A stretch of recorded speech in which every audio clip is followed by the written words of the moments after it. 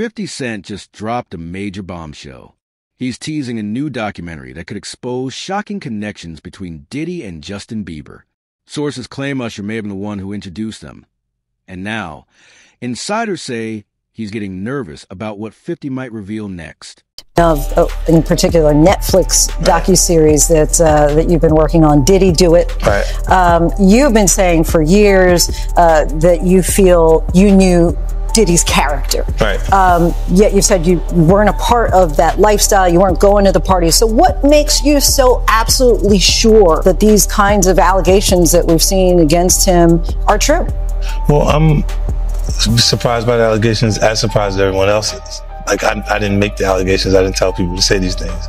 It comes out, I see it in the news like everyone else. But I did feel uncomfortable with the way he would present the idea of going to these projects. To come party with me. Yeah. And then that swayed me away from it. Just that long. So you didn't realize as much stuff was coming. Like, when I seen today, it was allegations of 3 men that said he drugged them, and it's a long time, to be honest with you. Like, when people don't remember being violated for 20 years, it makes me feel a little hard. What are your thoughts on the allegations against Jay-Z? That was interesting. When I was saying things not knowing exactly what I was saying, but I was going with, like, where's Jay at? He's mad quiet. Like while the Puffy thing was going on. But it's obvious now that his team was being made aware that he was in those allegations also. So I hope it works out, because with his family, the things that go on internally is that those accusations. According to 50 Cent, he has teamed up with Netflix to produce a highly anticipated documentary set to release in early 2025. In a recent interview, he admitted that the project has been far more challenging than expected, as the allegations surrounding Diddy continue to grow almost daily. What began as a single storyline has now expanded into a complex web of claims, statements, and reports that keep reshaping the film's direction. 50 Cent compared the process to chasing an octopus. Every time one arm is handled, several more reach out with new challenges, each revealing another hidden layer of controversy. Despite the frustration, he finds the project fascinating, believing it now holds the potential to uncover far more than originally planned. Like, you kind of poke fun at them. You just ask questions. You're not worried that it comes back your way? Like, people dig up your past and try to pull stuff up? I don't have that shit in my past. Everybody got a little bit. Like, not that it's real enough. I took a pill, but it was for me to perform better. For her to remember, buddy. I didn't fucking give her a drink so she forget what the fuck happened. What the fuck is going on here, bro? Yes, I took the drinks. I gave me the fucking drug to perform. So she can remember and possibly love me for that. Did it work? What the fuck? Yo, bro, look, I'm doing pretty good. You know what I mean? Like, but I'm just saying, this is the opposite of normal shit that we're talking about, bro. That is why. I don't know why it's so hard for people so just for to people to feel like you would have something, or you would have reserved energy because you feel like you was doing it too. This is people that are looking on separation between their hardships or their the things that they got going on that would be issues, and what a celebrity's issues would be. Wait, what is that? They think all celebrities are doing the same thing. Yeah. Right, and when you see, if I wasn't saying anything, guess what?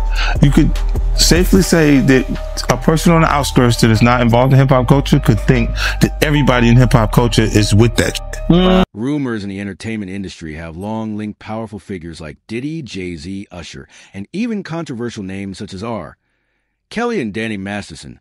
Within the same inner circle of influence, point one of the most unsettling claims suggests that Usher played a key role in introducing a young Justin Bieber to Diddy, reportedly allowing the teen star to spend time under his supervision.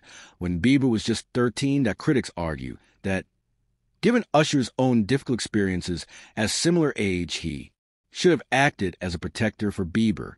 Instead, some allege he may have stepped aside, perhaps influenced by his own complex history with Diddy or a desire to keep his distance. The story sparks difficult questions about loyalty, power, and how patterns of exploitation can quietly repeat themselves in the shadows of fame. About Jay-Z and Diddy and a teenager, 13-year-old teenager. Right. And we were speaking about just the statement. Right. The statement, you were saying you felt like that was calculated. That was, the statement is something from, you can tell it's written by a lawyer. Because there's a point where it kind of gets aggressive. He says, like, you're gonna find out, like how I'll handle this. Like, and that's an attorney want to be combative with another attorney. That's not like a publicist would say. Right. This is on your Put that out. yeah, this is on 50? yeah, it says I don't know what's going on, but are we still gonna have the Super Bowl? I'm just asking for a friend. Yeah, I'm asking for Kendrick. You know, I'm just trying to figure out if we're still doing everything the way. Because look, they will fall back, but they like the NFL, they won't necessarily be associated to that. Right. Why do you not insert yourself, but you're on top of every topic, right? Yeah. I'm just watching. I'm participating. I'm being part of culture. I'm just telling my opinion. Right. Look, Because you're part of the this, culture. Like I can't say anything now. I'm out of it. I'm like I'm going to Dre's studio and just sit with Dre alone. Right. And then, you know, maybe I stay out of trouble. Usher has previously spoken about the hardships he faced during his early years in the music industry, and many find it deeply troubling that another young artist may have been placed in a similar situation. Justin Bieber recently grew emotional during an interview, breaking down in tears as he reflected on the struggles and regrets of his early career. His words shed light on a much larger issue within Hollywood, where young stars are often exposed to overwhelming pressure and circumstances that can leave lasting emotional scars. These accounts serve as a sobering reminder of how vulnerable rising talent can be, and why the industry must take greater responsibility to ensure their safety, well-being, and protection. The victim, they not seeing that boy that got rushed to the hospital. They're not seeing what the intentions was in his heart when he took Justin Bieber there. Oh. Let's be honest. He took Justin Bieber there. Diddy had been trying to get to Bieber for a minute, and his management was backing him off. But it wasn't until Usher took over management and had guardianship and gave temporary guardianship to the diddler for 48 hours. Think about that. He had already been to the hospital. That situation that Gene was talking about. And you still took Bieber there, but you got custody of him first. Diddy had already tried. They wouldn't let him. Actually, someone made reference to the fact that Diddy trying to get at Bieber the way he was trying to get at Bieber was looking a little predatory. And then Usher came in and discovered it and managed him and got custody of him and promised to look after him. And then he sent him to the diddler. Does that sound like a good guy? It's horrible. Does that sound like a good guy? Now that we know what Diddy's really like, what kind of fucking asshole do you gotta be to take another boy, another talented boy, and put him in your place so it ain't gotta be you no more? Because that's what pedophiles do. They get victims, and then once they get to a certain age and they get too old for them to enjoy them, they send them out to go get other young kids. Now, if Usher is a procurer, and if Usher knew what was gonna happen to any of those young children that he took to the Flavor Freak off, is he a good guy? Especially considering what happened to him, especially considering that he sat Howard Stern, and Howard Stern said, would you send your kids to Puffy's Flavor Camp? And his immediate response was, hell no! So it's good enough for everybody else's kids, but it's not good enough for you. We've become friends in a strange way, you know? Like Robin Big. Yeah, it's like, exactly. I'm big in it, Robin. Yeah, no, I mean, he's, to a lot of us, he's like a little brother. You know what I'm saying? He's not afraid to call and ask for advice. He's somebody that, in the industry-wise, the record industry is a strong family, and he's somebody that, you know, we definitely have our arms around, and we want to protect him because he's such genuinely a nice person. Besides his talent, you know what I'm saying? He's one of the greatest kids that you could ever know. Justin,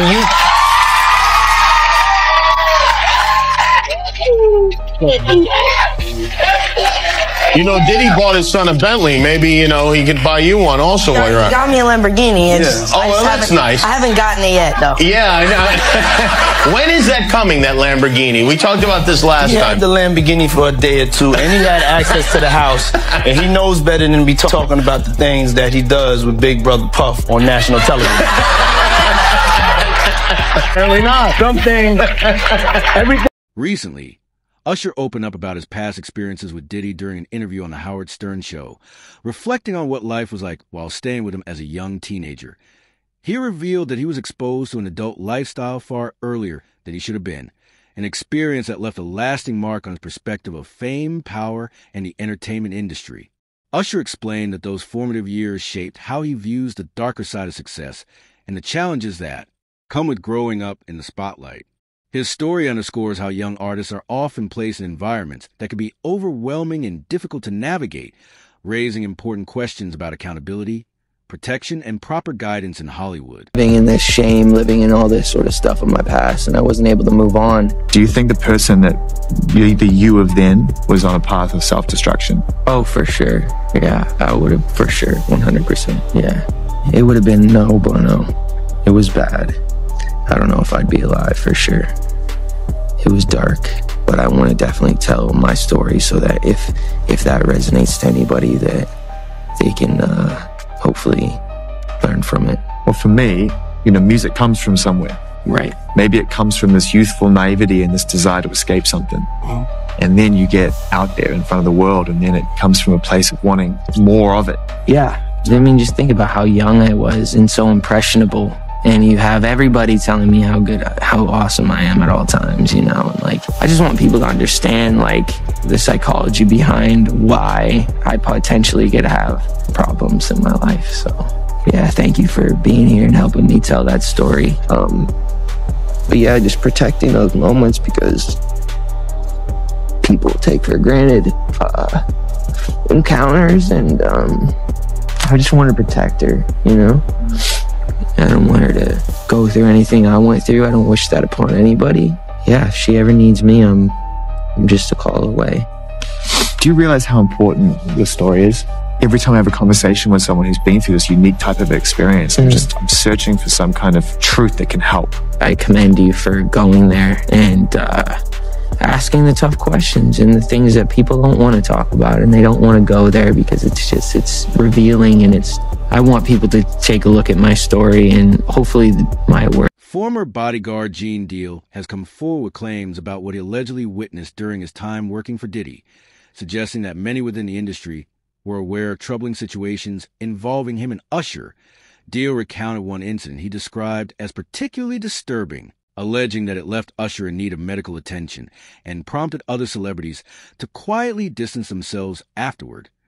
While the full truth behind these accounts remains uncertain, stories like these have intensified the ongoing discussion about how young artists are treated in the entertainment world, the culture of silence that often protects those in power, and the urgent need for greater accountability to ensure rising talent is protected rather than exploited. Yeah, man, Sean Puffy Combs, I don't sleep to this day.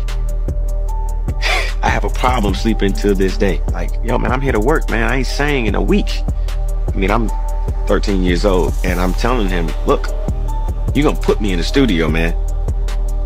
You got Biggie Smalls in there, you got Craig Mack in there. I'm not here to party with you. I don't want to go to the clubs. Matter of fact, I'm too young to even be in here. Why you got me in clubs?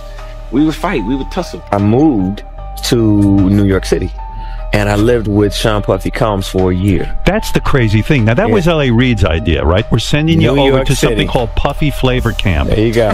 To learn Flavor Camp? Yeah, that's what it was called. And you're going to go to Puff Daddy's. He's in the 90s. Do you understand what that's like? Puffy's place was like just filled with chicks and orgying like nonstop, right? No, not really. I mean, but hey, it was curious. I got a chance to see some things. Yeah, but you were 13. What were you seeing? I went there to see the lifestyle. Right. And I saw it. And it was, but I don't know if I could indulge and understand what I was even looking at. It was pretty wild. So nobody tried to, some woman didn't come along. I didn't say that. Okay. I didn't say that. What I did say is that there were very curious things taking place. And I didn't necessarily understand it. Biggie Smalls was there. Biggie Smalls was there. Lil' Kim, Craig Mack, All these people are hanging around. Yeah, man. Faith Evans, Jodeci, Mary J. Blige. They didn't know nothing about this shit. Oh. I was having a good time. You know what I mean? Does he have you doing any chores? Are you doing dishes at all? I mean, to keep you humble somewhat? Or are you just like, can you stay up till 4 in the morning with them and party? I mean, I could. I actually stayed up longer than them. And do you have money? What's going on? I mean, I had like per diem. I had like, you know, What like a a living. life. Yeah, it's pretty crazy. 14 years old. You're a dad now. Would you ever send your kid to Puffy camp? Hell no. Over the years, Diddy has made several bold remarks about his close relationship with Usher, and footage from past parties frequently shows Usher in attendance at many of Diddy's high-profile events. To some observers, these appearances serve as proof of just how intertwined the two were during that period. Far from being distant colleagues, they seem deeply connected within the same social and professional circles, a dynamic that has continued to fuel speculation about the depth of their relationship and the broader influence they held within the entertainment industry. Because I know the topic is sensitive. What happened to Usher? I heard about some music executive from the industry back in Harlem. You know, I heard it from some music executives back in Harlem. And I'm not going to speak on their name. They doing programs and everything like that. And they may be doing something, they may speak on it themselves. But I heard it from some music executives. Where did you hear it? Bro, you know how people be talking and we was around some people, something like that. And then some people might say, yo, I don't F with that dude. And at the time, I didn't even know who the F Usher was. You know what I'm saying? It was one of those type of situations. And when people say, yo, man, I don't F with them, Nick. Man, I'm getting out that industry and everything like that. You know, Puff sent this little kid to the hospital. How he sent him to the hospital? Man, Nick was bleeding from the butt. And that's what was said. But I didn't even have a name for the kid at the time. Then you heard, and that's what happened. But how dare you say a man that groomed you, you gonna give him a pass? Bruh, you know I know. Let me reframe you on something. Remember Usher? We was at the Swiss Hotel. Puff had Kim in the room. Had one of Keith Sweat's baby mothers in the big room outside the master bedroom. He came outside in his robe. She gave him a fellatio right there. His back was turned to me. She gave him a fellatio. You knocked on the door. I came and opened the door for you. Puff went in the room. You came in the room and kissed that girl dead in her mouth. Now I'm telling that because you taking up for somebody that you know and a lot of more people know didn't do you right when you was at Diddy camp.